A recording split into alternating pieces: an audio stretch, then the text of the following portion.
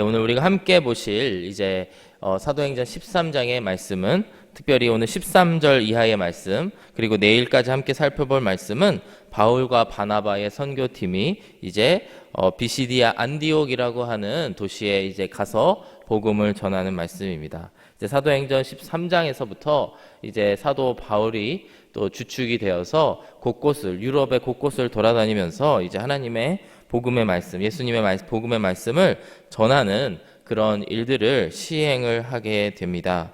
오늘 함께 찾아간 이 비시디아 안디옥이라고 하는 곳이 어떤 곳일까? 14절의 말씀을 먼저 보시면 그들은 버가에서 더 나아가 비시디아 안디옥에 이르러 안식일의 회당에 들어가 앉았다, 이런 말씀이 나옵니다. 비시디아 안디옥이라고 하는 곳이 우리에게는 낯선 땅일지 모르겠지만 그 땅에는 유대인들의 회당이 있었다라고 하는 것이죠. 유대인의 회당이 있었다라는 것을 보면은 그 지역에 유대인이 많이 있었을 것이다 라고 우리가 추측을 할 수가 있습니다. 이민 교회를 우리가 다니고 있지만 어느 지역으로 우리가 미국 안에서나 전 세계 다른 땅에 갔을 때에 그곳에 한인교회가 있다라고 한다면 그곳에 꽤나 한인들이 모여 있나 보다 우리가 생각할 수가 있지 않습니까? 그와 마찬가지로 오늘 두 사람이 바울과 바나바의 그 선교팀이 이제 비시디아 안디옥에 갔을 때에 그곳에서는 이제 유대인의 회당이 있었고, 그렇기 때문에 이들이 유대인의 회당을 찾아가 그곳에서 복음을 전하는 선교 전략을 가지고 이 비시디아 안디옥이라고 하는 땅에 이제 나아갔던 것입니다. 그런데 이제 그곳에서 이제 유대인들이 이제 모임을 갖고 이제 우리로 치면은 예배를 갖게 되는데요. 그곳에서 이제 회당장들이 나와서 이제 바울과 바나바에게 말씀을 좀 전해달라고 이야기를 하는 것입니다. 어떻게 이해를 하시면 되냐면요, 이제 유대인들이 그 모임을 가지면서 이제 했던 순서들이 있고 그 순서들이 모두 맞춰지고 나서 이제 순회 설교자와 같은 모습, 당시에는 이제 돌아다니던 지혜자들이 있었기 때문에 유대인 지혜자들로 보이는 사람에게 와서 이제 말씀을 뭔가 한 말씀 해달라고 부탁을 하고 있는 것입니다. 15절의 말씀을 보시면 율법과 선지자의 글을 읽은 후에, 이것이 이제 그 모든 순서들, 그들이 준비했던 순서들이 모두 끝난 후에 회당장들이 와서 사람을 보내어 물어 이르되 형제들아, 만일 백성을 권할 말이 있거든 말하라, 이렇게 부탁을 하고 있는 것이죠. 그래서 오늘 함께 읽으신 13절 이하의 말씀, 오늘 31절의 말씀, 그리고 내일 함께 읽으실 13장의 후반부의 말씀까지 이르러서는 이제 사도 바울이 이제 이 회당에서 전한 말씀, 그 말씀을 우리가 함께 살펴보게 됩니다. 오늘의 말씀을 통해서 사도 바울이 어떠한 메시지를 그가 전하고 있는지 우리가 함께 묵상하며 그 가운데에 이 말씀을 배워나가기를 원하고요. 그 말씀을 통해서 사도 바울이 그 비시디아 안디옥에 있는 그 회당에서 전했던 말씀, 그 복음의 말씀이 우리들의 심령 위에 먼저 말씀해 주시기를 간구하였으면 좋겠습니다. 동시에 이 말씀을 본받아서 우리가 증인되어서 하나님의 말씀을 전할 일들이 있다면 우리가 그것이 어떤 말씀을 바울이 전했는지를 통해서 우리가 지혜를 얻고 또 누군가에게 복음을 전할 수 있는 기회들이 열려지게 되기를 주의 이름으로 축복하며 기도합니다. 오늘 사도 바울이 전했던 말씀, 그가 이 비시디아 안디옥의 회당에서 전했던 말씀이 무엇인가를 한마디로 정리를 하자면 그는 구약의 구속사에 입각하여서 예수님을 전하고 있습니다. 하나님께서 예수님을 통하여 구약시대의 이스라엘을 구원하여 주시고 이후로 이방인들을 구원하시는 그 역사, 그 과정이 있었다라고 하는 말씀을 통해서 유대인들로 하여금 예수 그리스도가 이 세상에 하나님이 보내신 창조주 하나님이 보내신 구세주임을 이야기를 하고 있습니다. 이 구속사라고 하는 것이 영어로는 Salvation History라고 합니다. 구원의 역사라고 하는 것인데요, 하나님께서 어떠한 계획을 가지시고 그리고 예수님을 보내시고 그가 어떤 과정 가운데 예수님을 죽이시고 살리셨는지에 대해서 이야기하고 있는 것이 바로 구속사라고 할 수가 있습니다. 구속사를 우리가 구체적으로 들어가 보기 전에 매우 중요한 개념이 있는데요, 그것은 바로 예언과 성취라고 하는 개념을 우리가 기억을 해야 됩니다.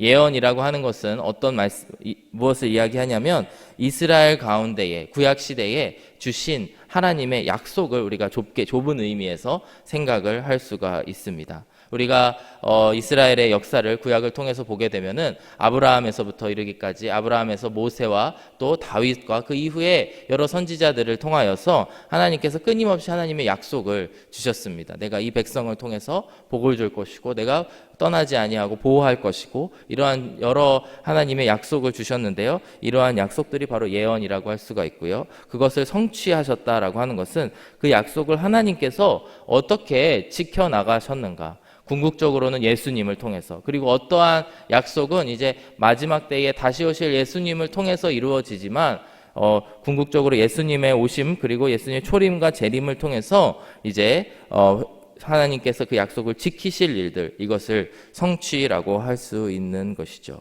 그렇기 때문에 오늘 바울이 전하고 있는 이 유대인들이 말씀을 전하고 있는 이 청중인 유대인들에게 하나님께서 어떠한 약속을 하셨는지 다시 리마인드를 해주고 있고요. 그 다음에 동시에 예수님께서 어떻게 이 말씀을 성취하셨는지에 대해서 간략하게 쓰여져 있지만 그 말씀을 전하고 있습니다. 이 말씀들을 함께 살펴보면서 하나님이 결코 우리를 기분으로 구원하신 것이 아니고, 그리고 어떠한 충동적인 일들로 구원하신 것이 아니고 우리를 철저한 계획 가운데에서 구원하셨다라는 것을 다시 한번 깨닫고 돌아가시는 이 시간이 되기를 원합니다.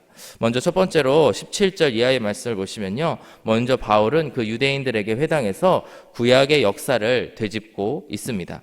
17절 이하의 말씀을 조금 길지만 23절까지 함께 읽어보실 텐데요, 바울은 구약의 역사를 개관하면서 하나님이 먼저 주도적으로 은혜를 베푸셨다라고 하는 것을 강조하고 있습니다. 17절 말씀을 보시면 이 이스라엘 백성의 하나님이 우리 조상들을 택하시고 애굽 땅에서 나그네 된 그 백성을 높여 큰 권능을 인도하여 내사, 즉 애굽 땅에서의 주신 은혜, 이것이 어찌 보면 이 민족이 다시 시작되는, 물론 아브라함을 통해 그리고 족장 시대를 통해 민족을 이루었지만 이 민족의 다시 시작되는 시기가 이 애굽 땅에서의 나그네 된 시기라고 할 수가 있습니다.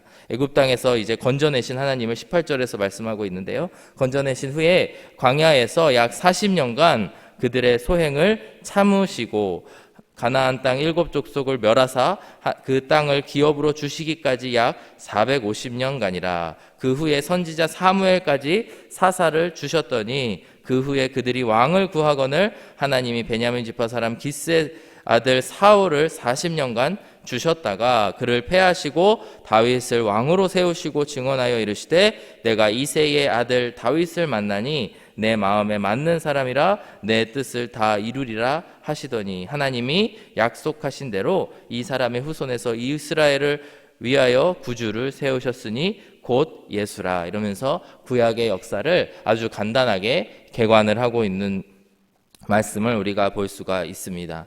17절에서부터 23절의 말씀을 나중에 개인적으로 다시 읽어보시기를 권면드리는데요, 바울은 이 말씀을 전하면서 이제 하나님의 입장에서 하나님이 어떤 일들을 행하셨는지에 대해서 강조를 하고 있습니다. 하나님께서 이스라엘을 큰 권능으로 이제 인도하여 내셨고 애굽 땅에서, 그리고 약 40년간 그들의 소행을 광야에서 참으시고 또 그가 이제 사사를 보내주셨고, 그리고 이후에 왕을 달라고 했을 때 왕을 주셨고, 또 다윗 왕으로 세우시고 하나님께서 이러한 말씀을 하셨고, 그 이후에 이스라엘을 위하여 하나님께서 구주를 세우셨는데 그 사람이 곧 예수님이다라고 말씀을 전하고 있습니다. 이것은 바울이 이스라엘의 역사 가운데에서 하나님이 어떤 일들을 행하셨는지에 대해서 강조를 하고 있고요, 그를 통해서 하나님께서 예수님을 보내셨다라고 하는 것을 다시 한번 강조를 하고 있습니다.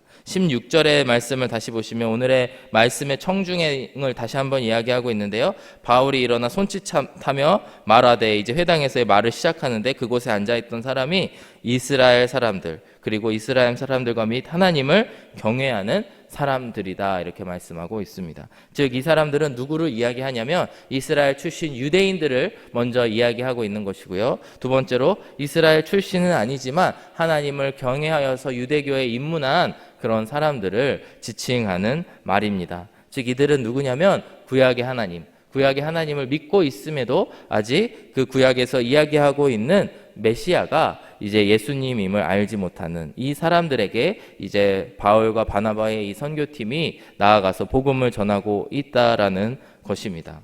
24절과 25절의 말씀을 보시면요, 자연스럽게 침례 요한에 대한 이야기로 넘어가게 됩니다. 그가 오시기에 앞서 요한이 먼저 회개의 침례를 이스라엘 모든 백성에게 전파하니라. 요한이 그 달려갈 길을 마칠 때에 말하되 너희가 나를 누구로 생각하느냐? 나는 그리스도가 아니라 내 뒤에 오시는 이가 있으니 나는 그 발의 신발끈을 풀기도 감당하지 못하리라 하였으니, 구약의 이제 마지막 선지자인 침례 요한, 그 요한의 이야기까지를 소개하면서 하나님께서는 결코 이제 예수님을 보내신 일이 하나님의 철저한 계획 가운데에 있는 일임을 미리 요한을 통해서 이제 요한이 올 것이 예언되었고, 그 요한을 통해서 그리스도의 오심을 이야기하고 있는 그 이야기를 소개하면서 하나님께서 구약의 역사 가운데에서 어떻게 일하셨는지에 대해서 이야기를 하고 있는 것입니다. 이 이야기들을 우리가 함께 살펴볼 때에 어떻게 우리의 삶 속에 묵상을 하며 적용을 해야 될까요? 이스라엘 백성들의 입장에서, 유대인들의 입장에서 보았을 때에 정말 모든 하나님의 말씀들이 꿰어지는 역사가 아마 일어났을 거라고 생각이 됩니다. 이 구약의 역사들을 끝없이 암기를 하고요, 또 어려서부터 이 말씀들을 많이 묵상하였다고 하는데, 이 유대인들은 그 말씀들이 궁극적으로 이야기하고 있는 것이 무엇인지에 대해서 정확히 알지 못했지만, 오늘 바울의 말씀을 통해서 바로 그 구약에서의 말씀의 그 마지막 가리키고 있는 지점에 예수 그리스도가 계시다라고 하는 것을 알게 되었다라고 하는 것이죠. 이와 마찬가지로 우리의 삶 속에서도 하나님께서 우리를 구원하여 주셨는데, 그 하나님의 구원이 결코 하루아침에 이루어진 것이 아니고 미리 나를 찾아와 주시고 미리 누군가를 나에게 보내주셔서 나의 마음이 하나님을 향하게 되고 하나님을 믿게 되었다라는 것을 이 아침에 다시 회복되어지기를 원합니다. 제가 이제 신학교에 가기 전에 이제 신학교에 먼저 간 선배들도 있었고요, 또 저의 출신 교회에서 목사님들 그리고 전도사님들과 많이 교제했던 그런 일들이 있습니다. 근데 어떤 한 목사님이 유독 저한테 이런 말씀을 했던 게 많이 기억에 났습니다. 그 목사님은 이제 오래전에 신학교에 갔는데, 신학교에 갔더니 오히려 나는 믿음이 떨어졌어, 이런 이야기를 하시더라고요. 믿음이 떨어졌다고 이야기하면서 오히려 그곳에서 신학 공부를 하면서 이렇게 하나님의 말씀을 의심하는, 어찌 보면 자유주의 신학과 같은 그런 신학이었을 거라고 생각이 되는데요. 그 말씀들을 공부하면서 오히려 나는 믿음이 약해졌는데 다시 교회 사역으로 돌아오면서 다시 믿음이 좋아졌다라는 이야기를 들은 적이 있습니다. 신학교에 가기 전에 제가 얼마나 그 말씀을 들으면서 두려웠겠습니까? 내가 괜히 갔다가 믿음이 더 안 좋아지면 어떡하지? 이런 생각이 들었는데요. 감사하게도 저는 신학교에 가서 만났던 은사님들 가운데 한 분이 이 오늘의 이러한 말씀을 너무나 구체적으로 잘 가르쳐 주셨던 그런 교수님을 만나서 오히려 더 신앙이 좋아지는 그런 일들을 경험하게 되었습니다. 결코 하나님께서 우리를 구원하여 주신 것이 이스라엘을 포함한 유대인들을 먼저 구원하시고 이후에 이방인인 우리들까지 구원하신 이 일이 결코 우연히 일어난 것이 아님을 이 시간 꼭 기억하시길 바랍니다. 구약의 시대에서 먼저 하나님께서 이와 같은 순서들, 구약의 역사의 순서들을 통하여서 먼저 이 모든 구속사를 진행하시며 그 마지막 정점에서 예수님이 오게 되신 것을 이 시간 꼭 기억하실 때에 내가 받은 나의 구원이 결코 우연히 하나님께서 주신 그런 구원이 아니고 나의 선택이 아닌 하나님의 전적인 은혜라고 하는 것을 이 시간 꼭 기억하시는 이 시간이 되어주시기를 주의 이름으로 축복합니다.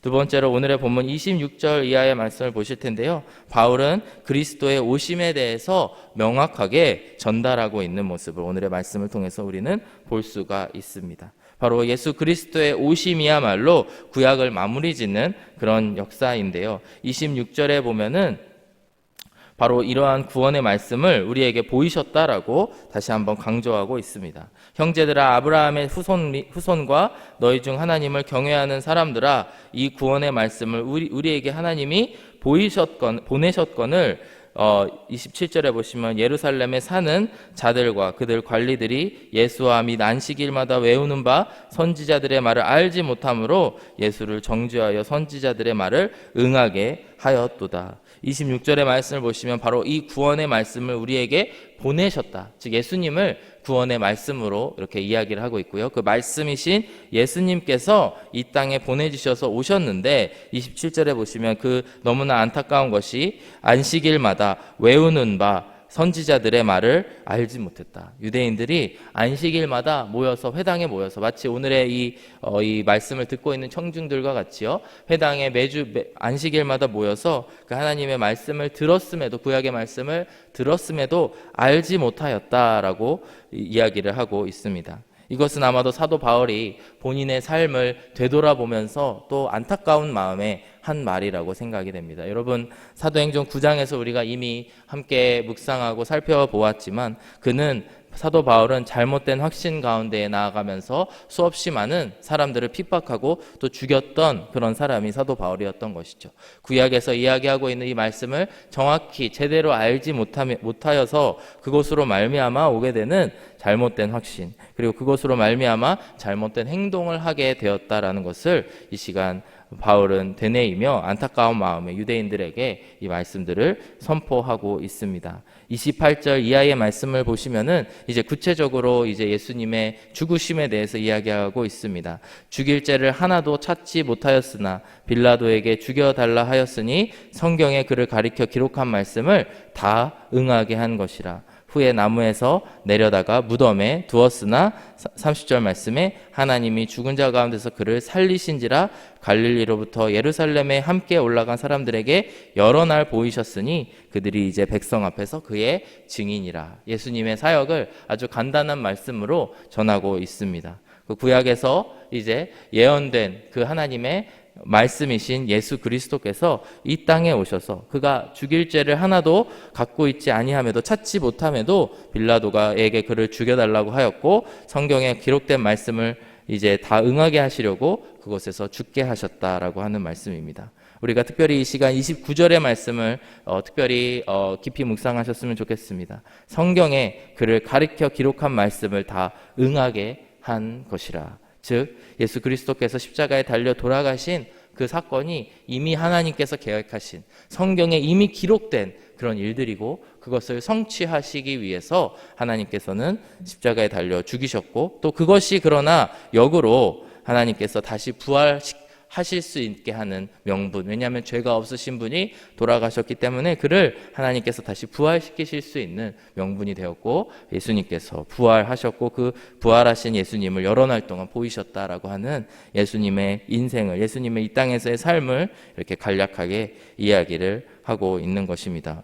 우리가 얼마 전까지 마태복음 말씀을 금요 예배 때마다 함께 묵상을 하였는데요. 이제 마태복음의 말씀은 이제 유대인을 향한 복음이라고 우리가 이야기를 합니다. 그렇게 이야기를 하는 이유가 무엇이냐면 바로 마태는 물론 그가 유대인 출신이기도 했지만 하나님의 말씀을 이제 마태복음에 기록을 해 나가면서 특별히 구약에서 하나님께서 어떻게 일하셨는지 그리고 그 말씀을 성취하시기 위해서 어떤 일들을 행하셨는지 예수님의 인생을 기록하고 있는 말씀이 마태복음입니다. 마태복음 26장 56절의 말씀을 대표적인 말씀인데요. 한 구절만 보시면요. 그러나 이렇게 된 것은 다 선지자들의 글을 이루려 함이니라 하시더라. 이에 제자들이 다 예수를 버리고 도망하니라. 심지어 예수님께서 돌아가신 일, 그리고 예수님의 제자들이 다 도망간 일, 이 모든 일들이 다 선지자들의 글을 이루려 하심이라. 선지자들의 글이라고 하는 것은 이제 구약의 말씀이죠. 구약의 말씀을 다 이루려 하기 위해서 예수님께서 이 땅에 오셨고 또 이 땅에서 죽으셨고 그가 부활하셨고 승천하셨다라는 말씀을